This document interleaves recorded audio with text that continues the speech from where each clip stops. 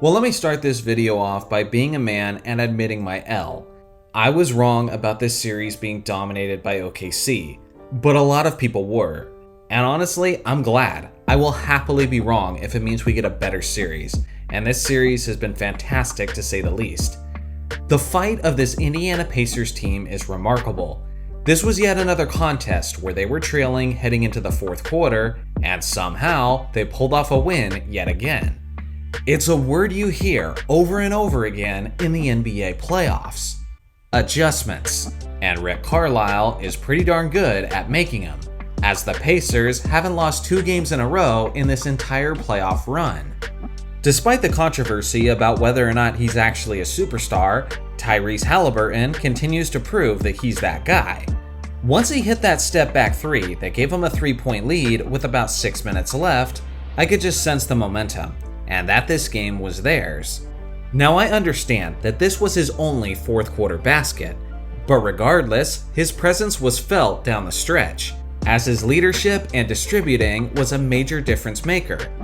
On the night, he dropped 22 points, 11 assists, and 9 rebounds. Now here's the thing.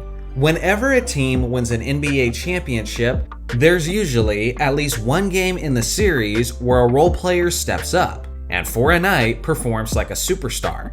Tonight, that was the 22-year-old Benedict Mathurin, who dropped 27 points in only 22 minutes of action. Of all the players in NBA history, these are the only guys to score 25 or more points in a finals game at age 22 or younger. Kobe Bryant, Tony Parker, LeBron James, Kawhi Leonard, and now Benedict Mathurin. Talk about some special company. It was his highest scoring game of his entire playoff season, and OKC looked like they were caught completely off guard by it. This entire season, we've been praising the OKC Thunder for their defense and hustle. But man, they picked a bad night to get bested at their own game. Indiana simply had more energy and a greater sense of urgency, as they won key effort-based stats, like block shots and steals, and neither of those were particularly close. It didn't even matter that Indiana was significantly less efficient from 3-point range. They simply won this game by giving themselves extra opportunities with their tremendous hustle. Now let's shift our focus a little bit to OKC. On the defensive end, Chet Holmgren has got to step up moving forward, because there was way too many easy baskets in the paint for Indiana in the fourth quarter. And I understand he's a skinny guy, but he got bullied around way too much, as he was almost never in an ideal position to get a block or a rebound. Even on offense, he often seems scared of the moment, and part of me wonders if the anxiety and the jitters were getting to him a bit. But it wasn't just his fault though. I've been quick to compliment SGA when he's played well throughout these playoffs. But let's be real, the responsibility of this loss falls mainly on his shoulders. Sure, overall from a statistical standpoint, he looks like he had a relatively decent game, with 24 points, 8 rebounds, and 4 assists on 9 of 20 shooting.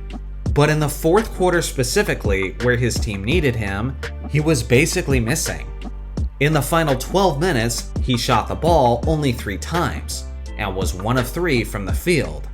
Now missing shots is one thing, but there were instances down the stretch where I was getting frustrated as a spectator.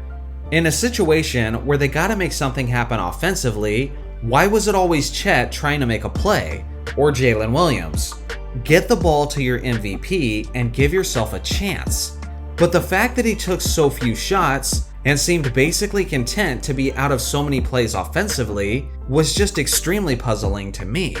And it's no surprise that they ended up losing the game with this being the case. If you ask me, if there's one word that sums up what OKC needs for Game 4, then I think it's simply aggression. They now have their backs against the wall as they're about to play Game 4 on the road, in what is basically a must-win situation. You have to come out in this situation as the more hungry and aggressive squad, and live and die with what has got you to this spot. So I'll be looking for the league MVP to really assert himself. Otherwise, they'll probably be in store for another long night. As I mentioned earlier, this has been a terrific series so far, and it's unfortunate that it hasn't been translating to big viewership. But as most of you know, this was something that I feared and I speculated about before these finals began, simply because it's two small market teams that don't get much attention and praise from the mainstream media outlets. Hopefully the quality of these battles will result in more people tuning in moving forward, but I guess we'll just have to wait and see. So what do you guys think? What does OKC have to do to tie up this series? I look forward to hearing your thoughts in the comment section below.